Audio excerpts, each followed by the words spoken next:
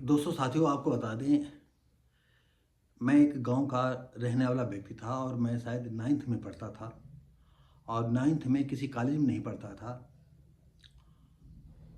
ऐसे ही गांव में कुछ जो बीए लड़के कर रहे थे वो पढ़ाते थे और हम 9th में गए तो उस समय ज़्यादा पेपर वेपर वाले जो है एक ही गांव में पेपर आता था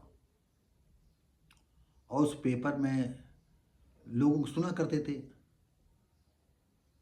तो हमको तो अंग्रेजी आती नहीं थी, तो हम भी सोच रहे थे कि ये हिंदू आंदोलन चल रहा है कि सब हिंदी हो, तो हम अंदर अंदर से अंग्रेजी हमारी कमज़ोर थी, समझ में नहीं आती थी।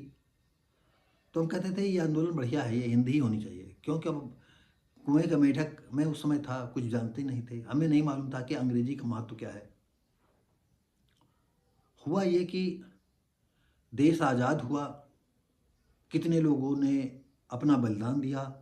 आज हम आप पूरा देश इस स्वतंत्रता की छाया में जी रहे हैं। देश के जितने प्रांत हैं वो सब अपनी अपनी आज़ादी अपना अपने ढंग से आज़ाद मना रहे हैं। और आपको और बता दें कि हमें करीब 8 साल जो है बॉम्बे में रहने का मौका मिला और वहाँ भी हमने देखा कि मराठी लोग जो है कैसे जो है बिहारी और यूपी के लोगों को भैया कहा करते थे और उनका मजाक उड़ाया करते थे, जबकि बिहारी और यूपी के लोगों ने बॉम्बे को बॉम्बे से मुंबई बना दिया। छोटे छोटे काम से लेकर के बड़े बड़े कामों तक जो है ऊंची ऊंची बिल्डिंगें इमारतें बना कर खड़ा कर दे, बड़े बड़े उद्योग धंधों में काम करते हैं। महाराष्ट्र को मुंबई को दुनिया की चकाचौंध के टॉप पे पहुंचा दिया। लेकिन वहाँ की मानसिकता इतनी थी कि मराठी हैं तो ठीक है, नहीं तो वहाँ पर हर विभाग में उत्तर प्रदेश और बिहार लोगों को साथ सौतेला व्यवहार होता था। और ट्रेनों में आप सफ़र कर रहे हैं तब भी सीधे वो गाली देते थे उत्तर भारतीयों को। खैर ये तो हम, लेकिन हम आज लाए हैं आपको, हम तमिलनाडु की तरफ चलते हैं। तो होता यह है कि अब आइए केंद्र सरकार और जैसे द्रविड़ मुनेत्र कड़गम,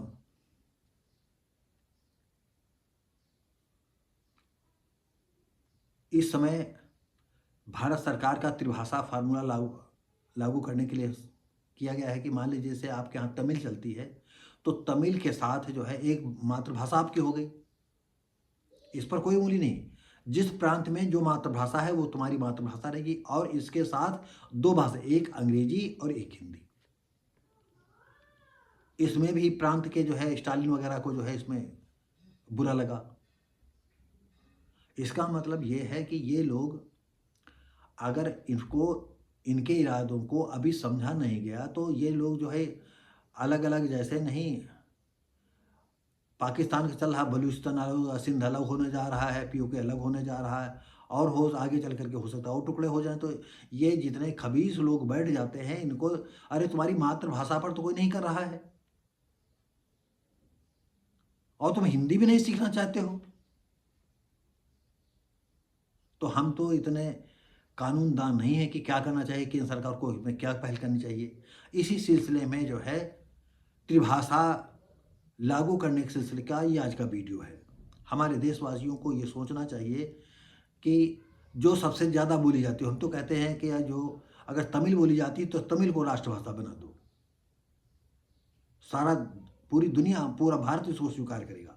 लेकिन सबसे ज़्यादा जो भाषा बोली जा रही पूरे देश में, उस भाषा को वो जो है शुरू से लेकर के आज तक हिंदी को ही प्राथमिकता दी गई है, तो हिंदी को ही प्राथमिकता दी जाएगी, क्योंकि वो जितनी भाषाएं हैं उनका अस्तित्व धीरे धीरे करके ये जो भाषावादी चक्कर में पड़े रहते हैं वो संकुचित विचारधारा के लोग हैं। तो इसी सिलसिले में हिंदी राष्ट्रीय भाषा बनाने व त्रिभाषा फार्मूला राज्यों की संकुचित विचारधारा के सिलसिले में ये आज का वीडियो है। केंद्र सरकार और द्रविड़ मुनेत्र कड़गम डीएमके के नेतृत्व वाली तमिलनाडु सरकार के बीच राष्ट्रीय शिक्षा नीति एनईपी 2020 से प्रस्तावित त्रिभाषा फार्मूला राजनीतिक विवाद खड़ा हो गया है। मुख्यमंत्री एम के स्टालिन आप जान लो, ये एम के स्टालिन है, इनकी बातें कुछ अलग हैं। ये पहले से जो है उल्टे बोलते हैं। लागू करने के कतरा रहे हैं। त्रिभाषा राज्यों पर थोपी नहीं जा सकती। ये कहते हैं त्रिभाषा, अरे त्रिभाषा कौन? तुम्हारी मातृभाषा पर कोई कुटारा थोड़ी करा। मातृभाषा, आपकी मातृभाषा को इनके नीचे जो है, चाहे इनको संतान कह लो या बहन कह लो, तुम इसमें भी तुम्हारी समझ में नहीं आता है। यह है त्रिभाषा फार्मूला। NEP 2020 प्रस्तावित त्रिभाषा फार्मूला 3 भाषा सीखने का सुझाव देती है, जैसे अपनी मातृभाषा के साथ अंग्रेजी और हिंदी, और ऐसे ही कहीं कन्नड़ बोली जाती तो फर्स्ट नंबर पर कन्नड़, दूसरे में हिंदी और अंग्रेजी। पहली बार डॉक्टर सर्वपल्ली राधाकृष्णन की अध्यक्षता में 1948 में इस तरह का बिल पेश हुआ था।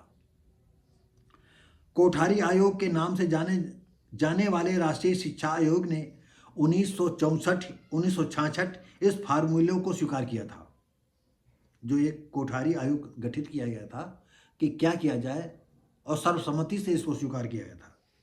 इसके बाद इंदिरा गांधी सरकार की तरफ से 1968 में लाई गई राष्ट्रीय शिक्षा नीति में इसे अपनाया गया। तमिलनाडु में 1937 में भी इसका विरोध हुआ था। जब अंग्रेजों का शासन था तो हिंदी ये अपना काम चाह, अंग्रेज भी तो वही काम करते थे कि जिसमें आम आदमी को भाषा समझ में आए। तो 1937 में भी इसका जो है तमिलनाडु में विरोध हुआ था। तमिलनाडु सरकार ने त्रिभाषा फार्मूलों को लागू करने से मना कर दिया। इसके चलते केंद्र सरकार ने समग्र शिक्षा अभियान SSA के तहत मिलने वाली 573 करोड़ रुपए की केंद्रीय सहायता रोक दी। बहुत ठीक किया केंद्र सरकार का, ये बहुत कड़ा कदम है, और जो फैसिलिटी मिलती हो प्रदेश सरकार को रोक देनी चाहिए। राज्यों को NEP को दिशा निर्देशों का पालन करना चाहिए, यह पालन करना होता है। फंड रोके जाने से स्टालिन बिफरे हुए हैं। उन्होंने दक्षिणी राज्यों में हिंदी थोपने का आरोप लगाया है। भाई कहीं ना कहीं तो राष्ट्र को एक सूत्र में बांधने के लिए कोई तो काम कम होगा। अगर जिस देश की एक भाषा नहीं हो पाएगी वो एक सूत्र में कैसे बंधेगा? लेकिन स्टालिन है, इनकी विचारधारा क्या है अब ये तो नहीं कह सकते हैं।